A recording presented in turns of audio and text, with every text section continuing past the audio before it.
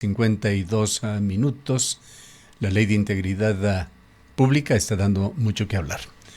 Saludamos al ingeniero Nelson Erazo, él es presidente del Frente Popular. Ingeniero Erazo, ¿qué es lo que encuentran ustedes en esta nueva ley recientemente aprobada por el régimen, que es ley de la República ya?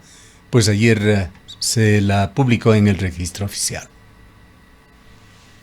Bueno, muy buenos días. Muchas gracias por la invitación. Un gusto, como siempre, estar en este espacio muy importante de opinión para los diversos sectores sociales. Es preocupante lo que en los momentos actuales está viviendo el país.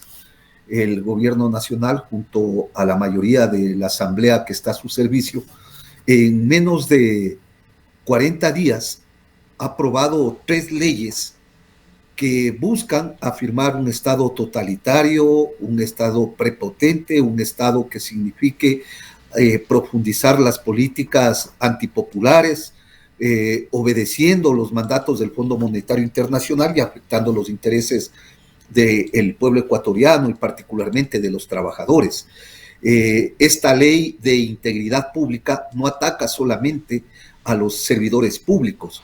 Si revisamos el artículo 3 de esta ley, establece que es a todos los servidores públicos que están bajo las distintas normativas jurídicas en materia laboral, es decir, también se les incorpora a los del Código del Trabajo, al igual que a los de las empresas públicas.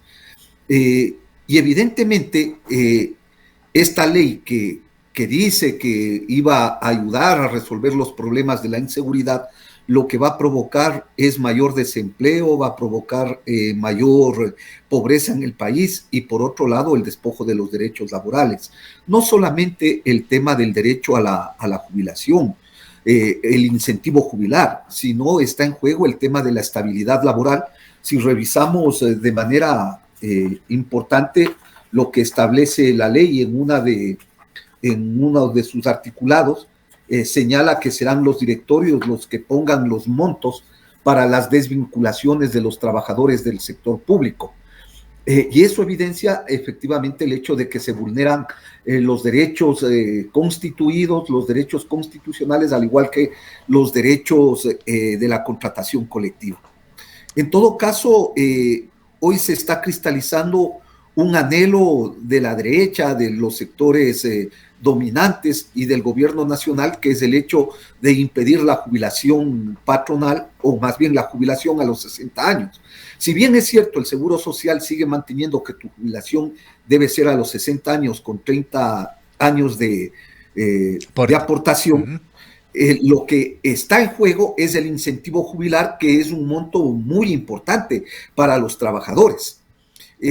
Cuando les dicen, entonces ustedes podrán jubilarse a los 60 años, pero no van a acceder al incentivo jubilar. Eso es lo que está diciendo la ley.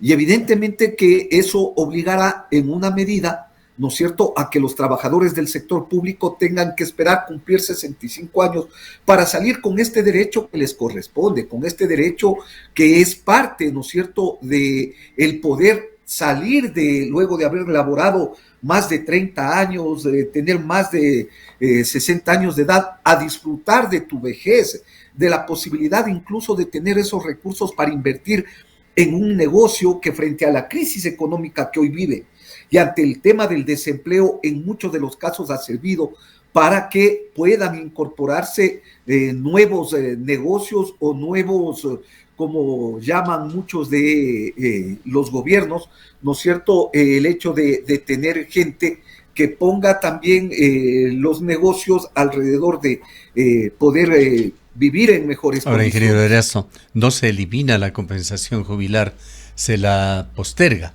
Pero ¿qué pasa con aquellos que por la razón que sea se jubilan o deciden efectivizar su jubilación antes de cumplir los 65 años? ¿La pierden? Por eso mismo, o sea, si tú te jubilas a los 60 años ya no tienes acceso a este derecho, pues, porque lo que están diciendo es que para acceder a ese incentivo jubilar tienes que esperarte hasta los 65 años de edad. ¿Y qué pasa con las personas que tienen enfermedades terminales, que tienen un sinnúmero de problemas, es decir, atrasan ese derecho que tú tenías a gozar de tu jubilación a los 60 años. Y evidentemente eso es el escenario que nos preocupa. Es una forma indirecta, ingeniero Erazo, de elevar la edad de jubilación. Pero claro, evidentemente, porque entonces la gente ya no se va a jubilar a los 60 años en la seguridad social porque tienen que esperarse hasta los 65 años. Evidentemente que es un juego en eso. Y más aún, y lo más preocupante incluso, está en uno de los articulados, en la cláusula 9 del artículo 25 de esta ley, que establece la máxima autoridad de los institutos públicos y las investigaciones, en donde se establece, por ejemplo, el hecho de que la cesación de los servidores de carrera y obreros, ojo, y obreros, se efectuará observando los mecanismos previstos por la ley, por la normativa expedida por el directorio de la respectiva empresa y suplementariamente por el Código del Trabajo y la Ley Orgánica del Servicio Público. El directorio podrá regular la terminación unilateral de la relación laboral, tanto para servidores de carrera como para los obreros. Es decir, cuando ellos hablan del tema del Código del Trabajo y no ponen la cuestión de la contratación colectiva, en los hechos están eliminando el incentivo jubilar con el cual se establecía la posibilidad de que los trabajadores salgan con las 7 remuneraciones y en el caso de los servidores públicos puedan salir, ¿no es cierto?, con las 5 remuneraciones. Serán ellos los que pongan el monto de acuerdo al presupuesto que ellos tengan. ¿Qué es lo que está ocurriendo en los momentos actuales? Muchas de las empresas han señalado que como el Estado no ha pagado los recursos que deben establecerse para el funcionamiento de cada una de las empresas, este derecho no se está cancelando. Esto pasa en las universidades, esto pasa en el sector de la salud, esto está pasando en sectores de las empresas eléctricas o en los sectores de las empresas incluso petroleras.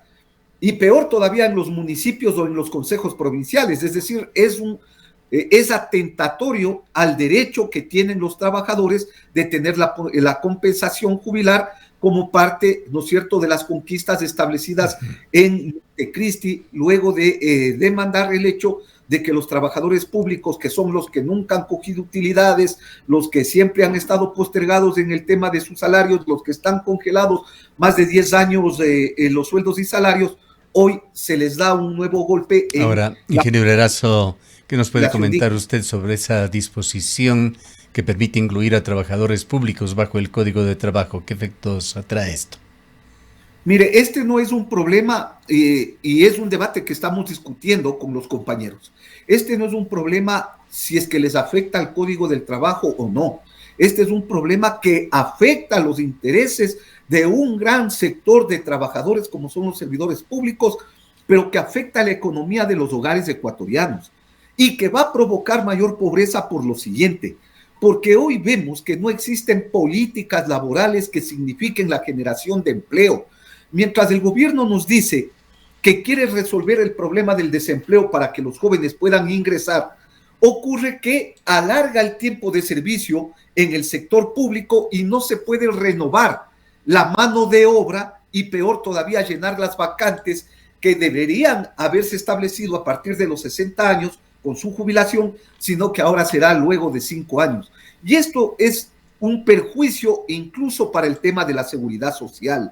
Es decir, ese discurso que nos están diciendo que estas leyes, como la ley de seguridad, de solidaridad nacional, la ley de inteligencia y esta ley de integridad pública, que según el gobierno es para acabar con las mafias, para combatir el tema de la inseguridad, de la delincuencia, lo que está tratando es de apuntalar un Estado autoritario que elimine los derechos de los trabajadores y que impida la protesta social, evidentemente sobre la base de tener la posibilidad que hoy tienen las Fuerzas Armadas incluso de meterse o allanar casas en reuniones cuando ellos quieran, de acuerdo a la ley de inteligencia, si es que hubiera una denuncia que ahí se están reuniendo para cualquier cosa y que hay sospechas que están vinculados con estos grupos delincuenciales.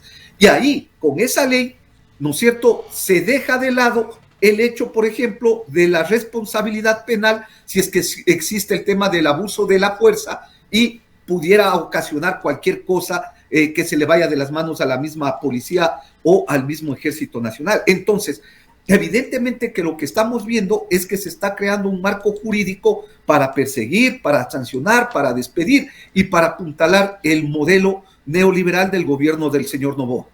¿Vienen más demandas ante la Corte Constitucional? Bueno, el Frente Popular está preparando las amicus curiae que nos corresponderá presentar tanto en la ley de inteligencia como en la ley de solidaridad nacional, porque existen otras organizaciones, como en el caso de Unidad Popular, que ya presentaron la demanda. Nosotros creemos que en esas dos leyes no es necesario presentar una nueva demanda, sino presentar una amicus curiae que signifique respaldar lo planteado por los compañeros en esta ocasión y tener muchos más argumentos para contribuir al hecho de que se declare la inconstitucionalidad de muchos articulados de esa ley. En el caso de la ley de integridad pública, estamos preparando ya con nuestros abogados el caso de la demanda de inconstitucionalidad de algunos artículos que establece dicha ley, porque se violenta el derecho a la estabilidad laboral, porque se incorporan a los trabajadores amparados bajo el Código del Trabajo, que no son parte de la LOCEP, o incluso a los trabajadores que están en el caso de las empresas públicas. En ese escenario, entonces, es evidente que los distintos sectores sociales requerimos, a más de presentar las leyes, unificar esfuerzos para retomar la calle. Porque mientras esto ocurre, acontecen otras cosas mucho más complejas. Hoy mismo lo que está pasando en la ciudad de Cuenca, en donde los trabajadores de la salud están haciendo una acampada durante toda esta semana en demanda de que el Estado entregue los recursos para medicina, para insumos y también para mejorar la infraestructura hospitalaria y llenar las vacantes, porque ocurre que la salud del pueblo ecuatoriano está en emergencia. Pero esto que pasa en Cuenca está pasando también en Quito, en hospitales como en el caso del Eugenio Espejo, o en ciudades como Guayaquil, en donde las organizaciones barriales también han exigido el hecho de presupuesto para la salud.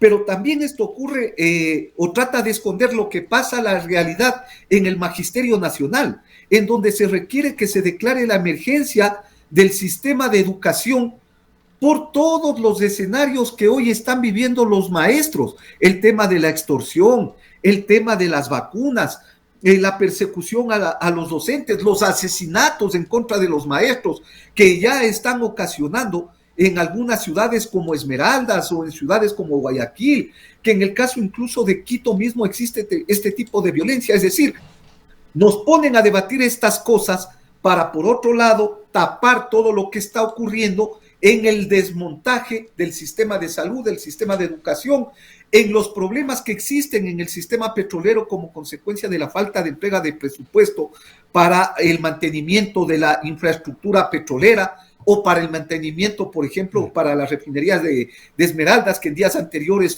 tuvo el tema del incendio. Es decir, todo este tipo de cosas lo que busca es generar el hecho de que la ciudadanía diga que es mejor entregar a manos privadas, como lo plantea el gobierno nacional, a que siga en manos del Estado, que ha demostrado... Le agradecemos mucho por habernos acompañado en esta mañana, ingeniero Erazo. Muy amables a ustedes, muchas gracias, y hacer un llamado a todos a defender los intereses de los trabajadores y los pueblos del Ecuador. El ingeniero Nelson Erazo es el presidente del Frente Popular.